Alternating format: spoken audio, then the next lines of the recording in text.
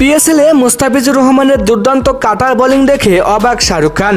আইপিএলে খেলতে মোস্তাফিজুর রহমানকে ৩৫ কোটি টাকার অফার দিল শাহরুখ খানের কলকাতা।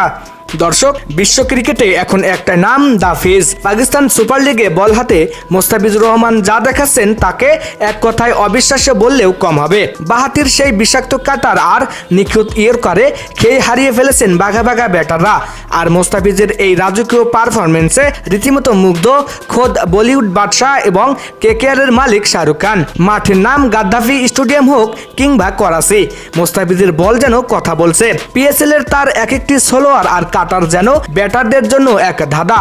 মোস্তাফিজের এই বিধ্বংসী রূপ দেখে বিস্ময় প্রকাশ করেছেন কলকাতা নাইট রাইডার্সের কর্ণধার শাহরুখ খান। ঘনিষ্ঠ সূত্রে জানা গেছে, ফিজের বোলিং দেখে কিং খান এতটাই অভিভূত হয়েছেন যে আসন্ন আইপিএল এর জন্য বড় কোনো চমক নিয়ে ভাবছে কেকেআর এর ম্যানেজমেন্ট। হ্যাঁ, ঠিকই শুনছেন, গুঞ্জন উঠেছে মোস্তাফিজকে আবারও বেগুনি সোনালী শিবিরে ফেরাতে মরিয়া শাহরুখ খানের কলকাতা।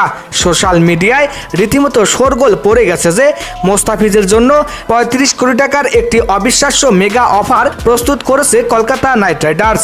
যদিও আইপিএল এর ইতিহাসে এটি হবে সর্বোচ্চ পারিশ্রমিক, তবে মোস্তাফিজের বর্তমান ফর্ম যে কোনো অঙ্ককেই হার মানাতে পারে। শাহরুখ খান সামাজিক যোগাযোগ মাধ্যমে সরাসরি কিছু কথা না বললেও কেকেআর শিবিরের অন্দরে কান পাতলেই শোনা যাচ্ছে, Fizz is the back in the rider.